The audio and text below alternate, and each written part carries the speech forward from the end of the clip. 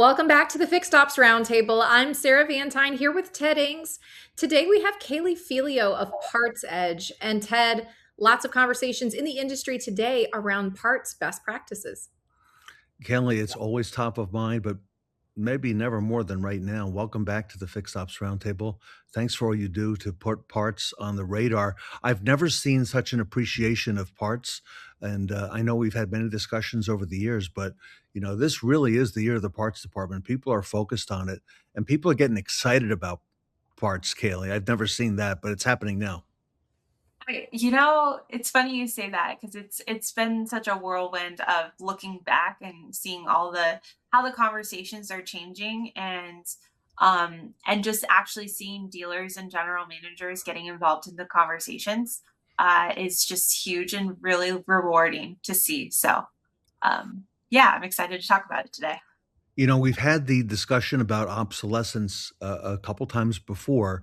And, as you and I, and we talked about in the green room, sometimes a dealer or a manager may say, I've got that problem solved or licked. Do they really? Okay. Because isn't that something we have to keep on top of consistently every day, every week, every month, and not just once a year?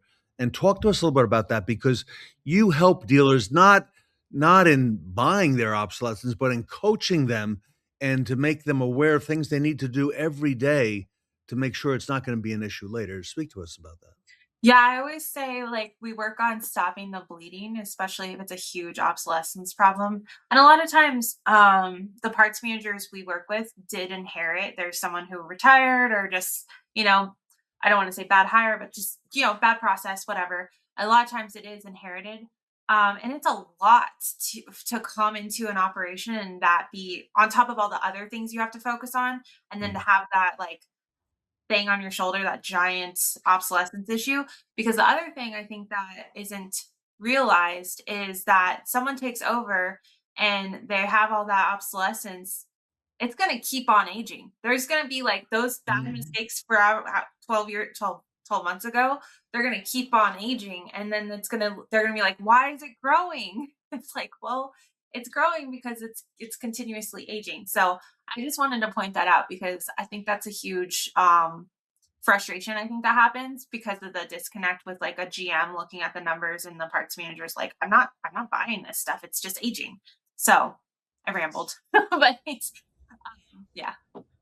Well, Kaylee, it is a very relevant topic and one of the areas that we see it across the industry. So there's a lot of purchasing of dealerships happening. There's a lot of entities and companies that are buying other dealerships, and in between the process of acquiring new stores and switching systems and looking at different things, that's a common area where we see obsolescence sneak into the equation. So what best practices do you see? To like, as you mentioned, this is something as time marches on, it just keeps compounding and aging. But what are some of the best practices from the setup to be prepared for when you're taking on a new dealership or a new parts department if you're just coming to work for a new organization?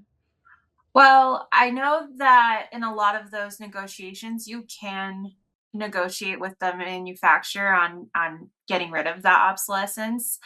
So I think that's the first step is like figuring out how you can, get all that data and then figure out what is actually obsolete and negotiate that into the deal. And then if that doesn't happen, then it's really just knowing what that number is and knowing where that data is and putting into place especially with the amount of migrations happening with or conversions I should call it to new DMSs it's increased so much over the last couple years. And that's another thing that happens is like the setups of a DMS were set up by maybe two managers ago or wasn't even really reviewed, and the DMS providers just copy over, and it's not really their fault, they just copy over what was set up. So I You're think right. that's Right. sorry, go ahead, Ted. You're right. You're exactly right. That's what happens. It gets handed down, and who set that up? It was set up a while back by somebody else who's not even here anymore.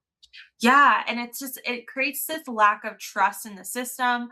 no one really knows. Like I'll talk to some parts managers where they do have 30 sources, but they're only using 5 because they're not quite sure. And it's like, to take the time to really go through that is not something I think that should be expected of a parts manager. I think it's a lot more, there's a lot more layers. It's almost like an onion. There's a lot more layers to it than it as simple as just like, oh, let's just set this up and hope it works. It's There's a lot of layers to it.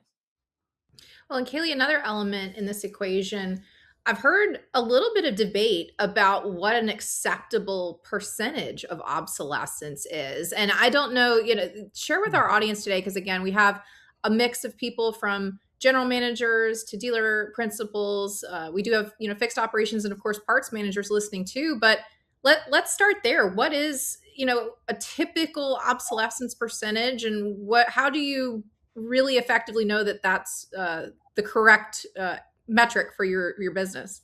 Oh man, that's such a big, like, good question. So I'm going to say that the goal should always be 0. But is that realistic? It can be achieved, right? Like there are some dealerships we work with, GM, there's some Chrysler ones out there that they maintain a very, very low percentage. They work very hard at it.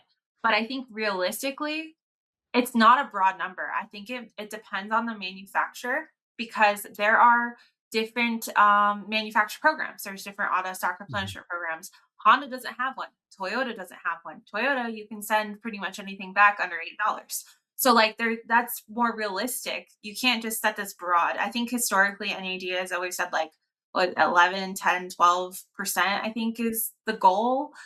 We like to shoot for 0 because it's like, come on, but the other question we should be asking ourselves is how how much is enough to be writing off? Because I think that some dealerships, Mm. even the bigger ones, are like, Mhm. we're just going to write it off at the end of the year. It's whatever. We take the hit. Hmm. What if you could write off half the amount? Like that's what you should be asking yourself. Why is it this like, oh, it's what we always do. We just always write it off. Um, so I think I hope I answered your question, but I've seen like the GMs, the Chryslers of the world, um, 20-ish, 25% is realistic. Wow. Um, Wow. but I don't want to put that number out there because it's like you should be shooting for 0 and you can't achieve it. The other big component too is with those manufacturer programs is really looking at your protected inventory and your non-protected inventory. You have a lot more non-protected inventory than I think a lot of dealerships realize. And that's really where you have to focus on the obsolescence and the inventory. So So, Well, and Kaylee, here we are. We're in the middle of the second quarter. We're still in May.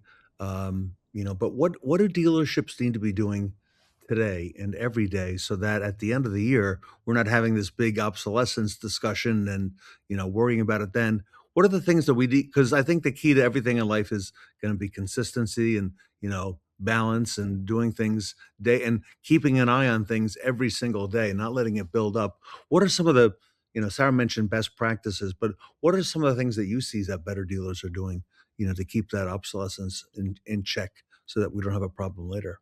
the best parts managers have the best control over their special orders. That's your number one Mm, cause of mm, obsolescence.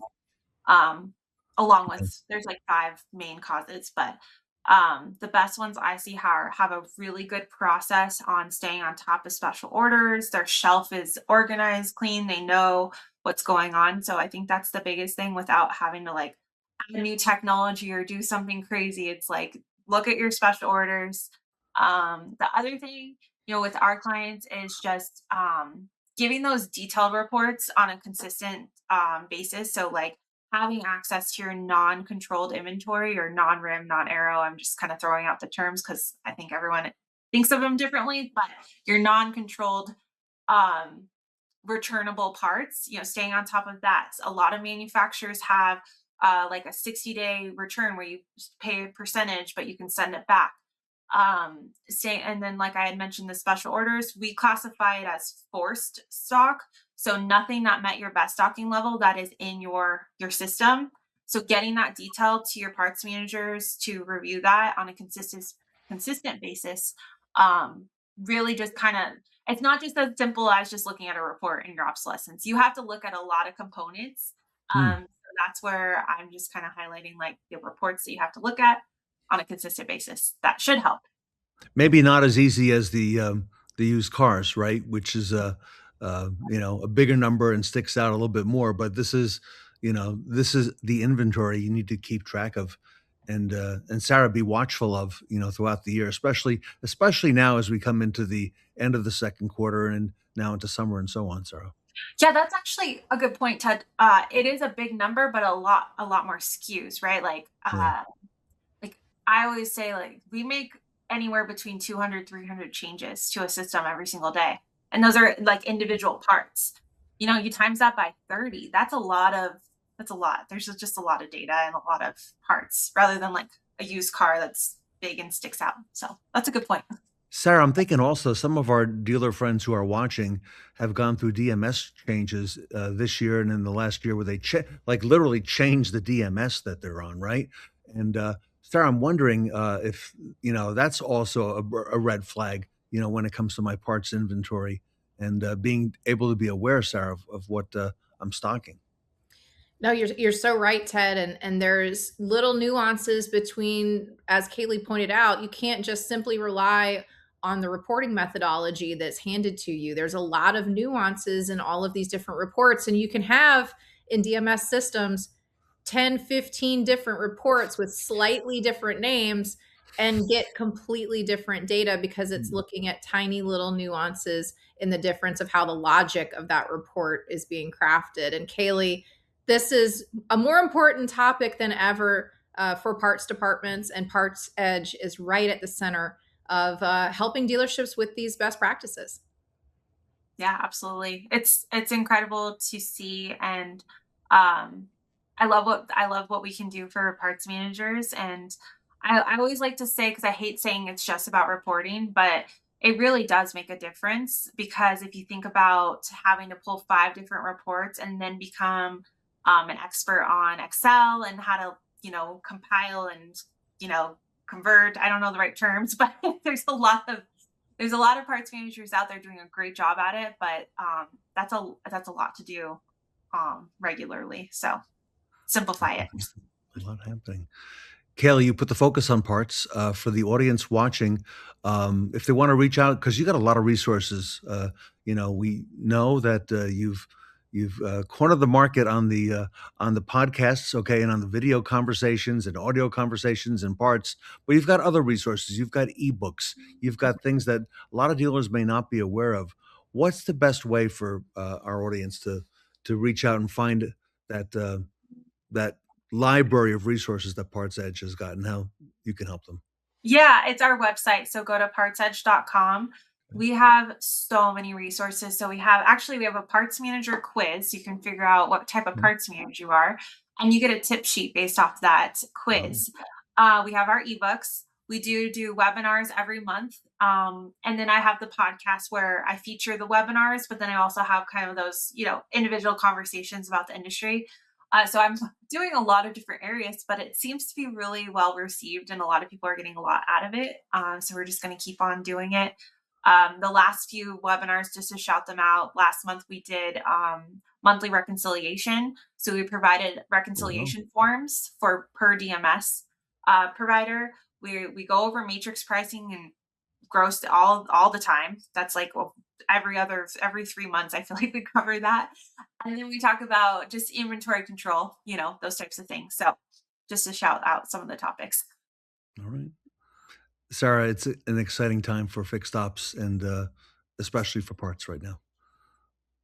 It is, Ted and Kaylee Felio. Thank you for sharing your expertise with our audience today. And Ted and I are looking forward to unpacking even more best practices at future roundtable events. Thank Kelly, you. thank you for all you do. Kelly Phil, everybody, the sales and marketing manager at PartsEdge. Visit them on the web at partsedge.com. You see Kelly's email scrolling at the bottom of the screen. Kelly Felio here with us today at the Fixed Ops Roundtable.